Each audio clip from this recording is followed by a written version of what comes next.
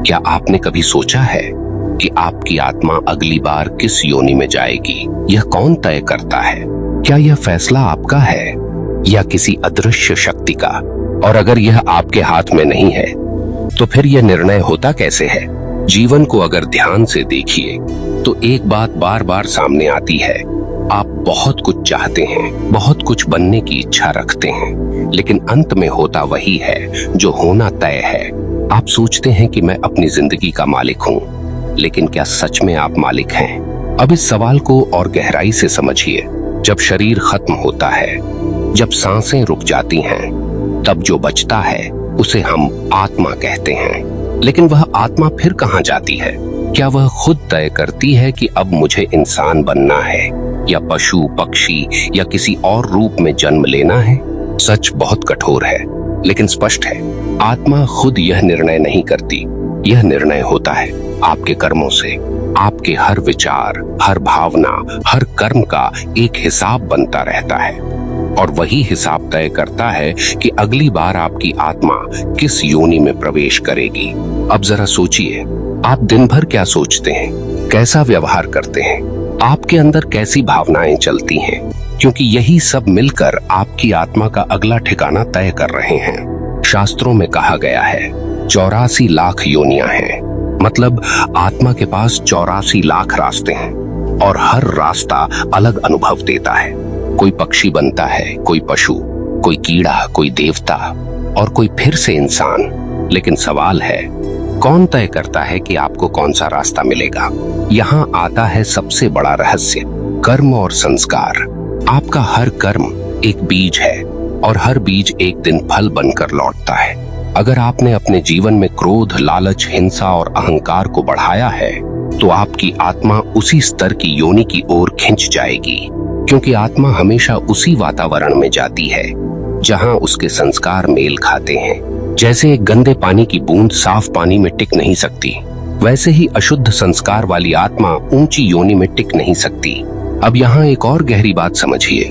भगवान फैसला नहीं करते कि आपको सजा देनी है या इनाम। भगवान तो सिर्फ एक नियम बना देते हैं, और वह नियम अपने आप काम करता है।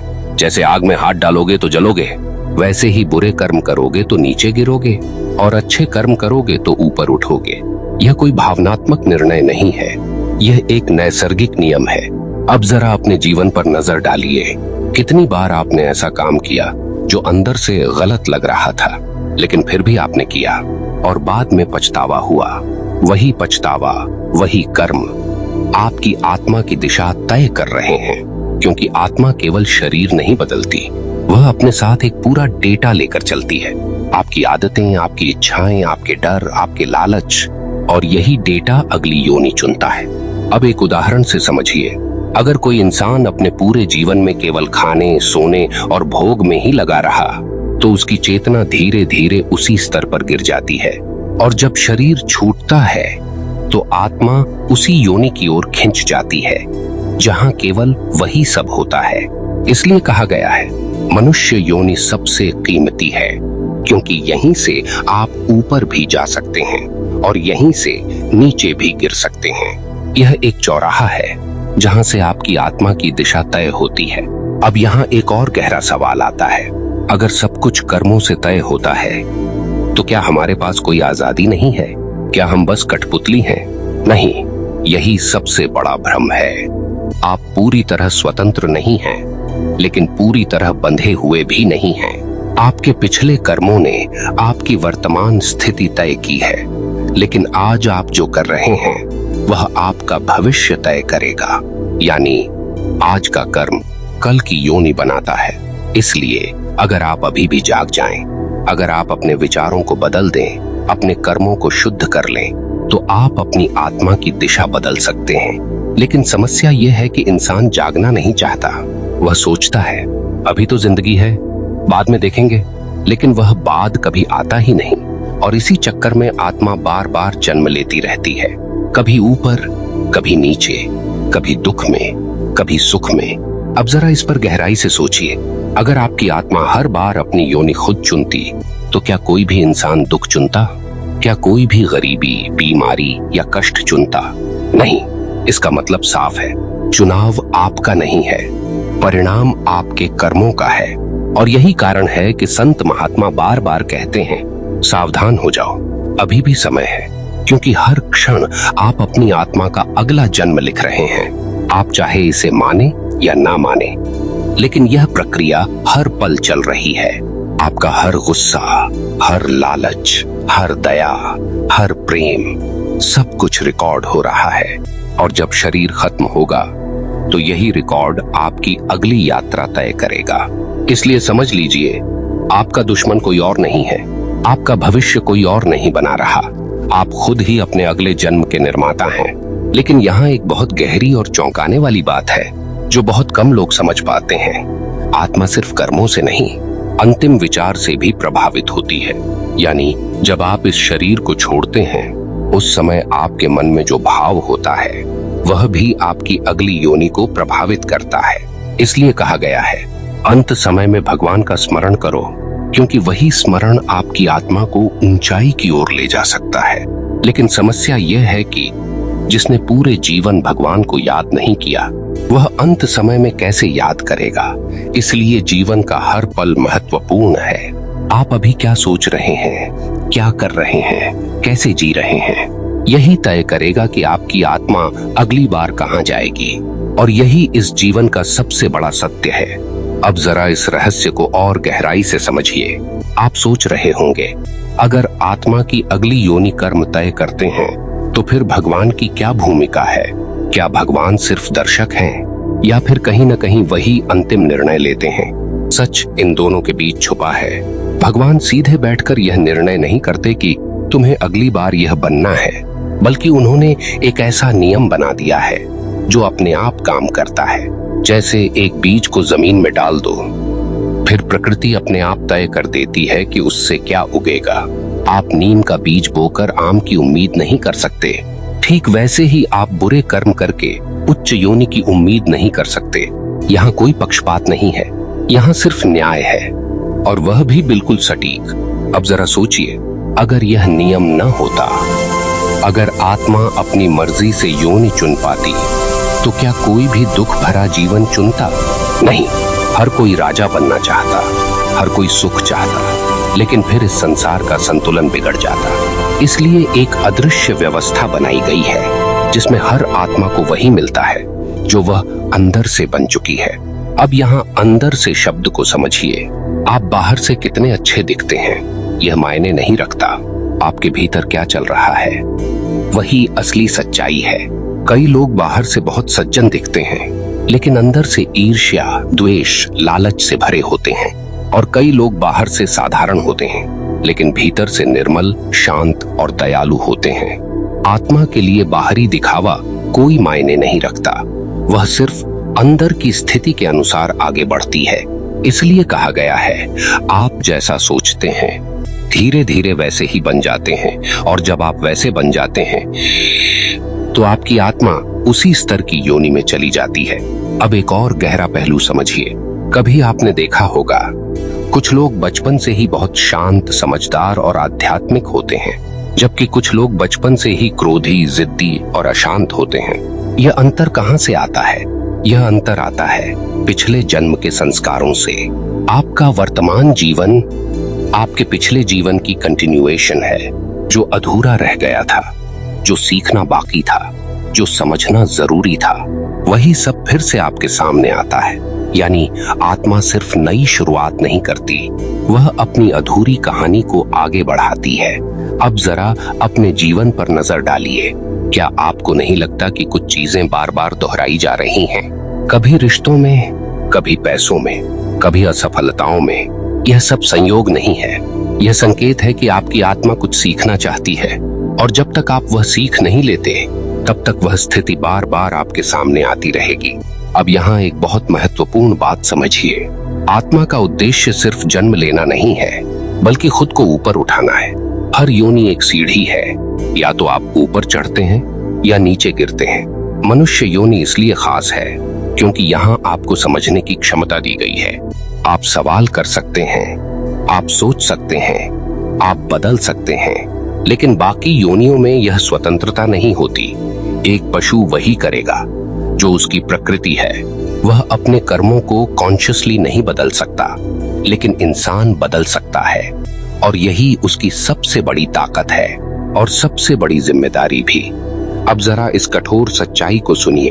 अगर आपने इस जीवन को सिर्फ भोग, लालच और अज्ञान में बिता दिया तो आपकी आत्मा नीचे गिर सकती है, और अगर आपने इसे समझ, भक्ति और अच्छे कर्मों में लगाया तो आपकी आत्मा ऊपर उठ सकती है। यही कारण है कि संत बार बार कहते हैं, यह जीवन व्यर्थ मत गनवाओ, क्योंकि यह सिर्फ एक मौका नहीं है, यह एक मोड़ है जहां से आपकी आत्मा की दिशा बदल सकती है। अब एक और गहरी बात, आपने देखा होगा कुछ लोग बहुत प्रयास करते हैं फिर भी आध्यात्मिक नहीं बन पाते, और कुछ लोग बिना प्रयास के ही भगवान की ओर खिंच जाते हैं। यह क्यों? यह भी पिछले जन्मों का ही असर है। जिस आत्मा ने पहले से साधना की है, जिसने पहले से खुद को थोड़ा शुद्ध किया है, वह इस जन्म में जल्दी जाग जाती है, और जो आत्मा अभी भी अज्ञान में है उसे और अनुभव करने पड़ते हैं। इसलिए किसी से तुलना मत कीजिए।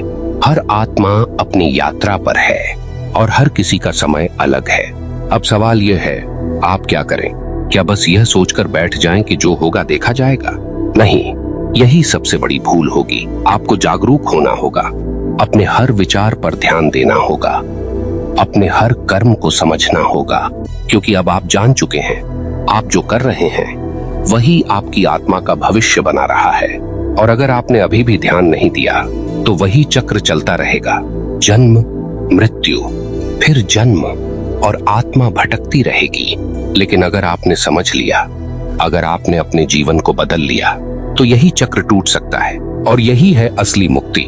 अब इस पूरी बात का सबसे गहरा और अंतिम सत्य समझिए। आप बार बार जन्म क्यों ले रहे हैं? आपकी आत्मा एक योनि से दूसरी योनि में क्यों भटक रही है? क्या यह सिर्फ कर्मों का खेल है, या इसके पीछे कोई और भी रहस्य छुपा है? सच ये है, आत्मा का असली उद्देश्य सिर्फ अगली योनि पाना नहीं है, बल्कि इस पूरे चक्र से मुक्त होना है। लेकिन समस्या यह है कि इंसान योनि बदलने को ही जीवन समझ बैठा है। वह सोचता है अगली बार बेहतर जीवन मिल जाए, लेकिन वह यह नहीं सोचता कि क्या मैं इस चक्र से बाहर निकल सकता हूँ। यही सबसे बड़ी भूल है। अब जरा गहराई से समझिए, जब तक आपकी इच्छाएं खत्म नहीं होती, जब तक आपके अंदर वासना, लालच, अहंकार और आसक्ति है, तब तक आपकी आत्मा को बार बार जन्म लेना ही पड़ेगा, क्योंकि इच्छा ही जन्म का कारण है। आप जो अधूरा छोड़ देते हैं, जिसे आप पूरी तरह जी नहीं पाते, जिससे आप जुड़े रहते हैं, वही आपको वापस खींच लाता है। यही कारण है कि मरते समय इंसान जिस चीज के बारे में सोचता है वह उसी दिशा में खिंच जाता है। अगर किसी को धन की लालसा है तो उसकी आत्मा उसी वातावरण में जाएगी जहां धन का खेल चलता है। अगर किसी को क्रोध और हिंसा में आनंद आता है तो उसकी आत्मा उसी स्तर पर गिरेगी जहां वही सब है। और अगर कोई प्रेम, भक्ति और शांति में जीता है तो उसकी आत्मा ऊपर उठती है। यानी अंत में बात फिर वहीं आ जाती है, आप अंदर से क्या हैं, वही आपकी अगली मंजिल है। अब यहाँ एक बहुत ही गहरा मोड़ आता है। अगर आप ये समझ जाएं कि हर इच्छा, हर आसक्ति आपको बांध रही है, तो आपके अंदर एक सवाल उठेगा, तो क्या मुझे कुछ भी नहीं चाहना चाहिए? नहीं, जीवन से भागना समाधान नहीं है। समाधान है जुड़कर भी न जुड़ना। मतलब आप अपने कर्म करें, अपने रिश्ते निभाएं, अपने सपनों के लिए मेहनत करें, लेकिन अंदर से यह समझ रखें कि यह सब स्थायी नहीं है। जब आप इस समझ के साथ जीते हैं तो धीरे धीरे आपकी आसक्ति कम होने लगती है, और जैसे जैसे आसक्ति कम होती है वैसे वैसे आत्मा हल्की होने लगती है। अब सोचिए, एक भारी पत्थर पानी में डूबता है और एक हल्की चीज तैरती है। ठीक वैसे ही भारी इच्छाओं और कर्मों से भरी आत्मा नीचे गिरती है और हल्की शुद्ध आत्मा ऊपर उठती है। यही मुक्ति का रास्ता है। अब यहाँ भगवान की भूमिका सबसे महत्वपूर्ण हो जाती है, क्योंकि अकेले अपने दम पर इस चक्र से बाहर निकलना बहुत कठिन है। मन बार बार आपको खींचेगा, इच्छाएं बार बार आपको बांधेंगी और आप बार बार गिर सकते हैं। लेकिन अगर आपने भगवान का सहारा पकड़ लिया तो यह यात्रा आसान हो जाती है, क्योंकि भगवान सिर्फ नियम बनाने वाले नहीं हैं, वह आपके मार्गदर्शक भी हैं, आपकी शक्ति भी हैं। जब आप सच्चे मन से उन्हें याद करते हैं तो आपके अंदर एक नई ऊर्जा आती है, एक नई समझ आती है और धीरे धीरे आप उस स्तर पर पहुंचने लगते हैं जहां से यह संसार आपको पहले जैसा आकर्षित नहीं करता। अब आपको वही चीजें छोटी लगने लगती हैं जिनके पीछे आप पहले भागते थे। यही जागृति है और यही वह बिंदु है जहां से आत्मा का असली उत्थान शुरू होता है। अब आखिरी और सबसे महत्वपूर्ण सवाल, क्या इस जन्म में मुक्ति संभव है? जवाब है हाँ, बिल्कुल संभव है, लेकिन आसान नहीं है। इसके लिए आपको अपने जीवन को पूरी तरह बदलना होगा। आप क्या चाहते हैं? बार बार जन्म लेना, बार बार वही दुख, वही संघर्ष झेलना, या फिर इस चक्र से बाहर निकलना? अगर आपका जवाब दूसरा है तो आज से ही जाग जाइए। अपने हर कर्म को सजगता से कीजिए, अपने हर विचार को शुद्ध कीजिए और भगवान को अपने जीवन का आधार बना लीजिए, क्योंकि अंत में न धन साथ जाएगा, न रिश्ते, न शरीर, सिर्फ आपकी आत्मा जाएगी और उसके साथ जाएंगे आपके कर्म, और वही कर्म तय करेंगे कि आपकी आत्मा फिर कहां जाएगी या फिर हमेशा के लिए मुक्त हो जाएगी। तो मेरे प्रिय साथियों, आज की इस बात को अपने दिल में उतार लीजिए। आप किसी और के बनाए हुए नहीं हैं, आप खुद अपने अगले जन्म के निर्माता हैं। लेकिन अगर आपने भगवान को थाम लिया तो आप जन्म के चक्र से ऊपर भी उठ सकते हैं। और जब यह समझ आपके भीतर गहराई से उतर जाएगी तो जीवन बदल जाएगा। तब न आपको भविष्य का डर रहेगा, न मृत्यु का भय, क्योंकि तब आप जान जाएंगे जो हो रहा है वही सही है, और जो होगा वह भी आपके आत्मा के उत्थान के लिए ही होगा। अगर यह बात आपके दिल को छू गई हो तो एक बार अपने मन में जरूर कहिए, मैं अपनी आत्मा को अज्ञान से निकालकर प्रकाश की ओर ले जाऊंगा। और इसी संकल्प के साथ आपकी आत्मा की यात्रा एक नई दिशा में मुड़ जाएगी। यही भक्ति है, यही ज्ञान है और यही जीवन का सबसे बड़ा सत्य है। धन्यवाद दोस्तों।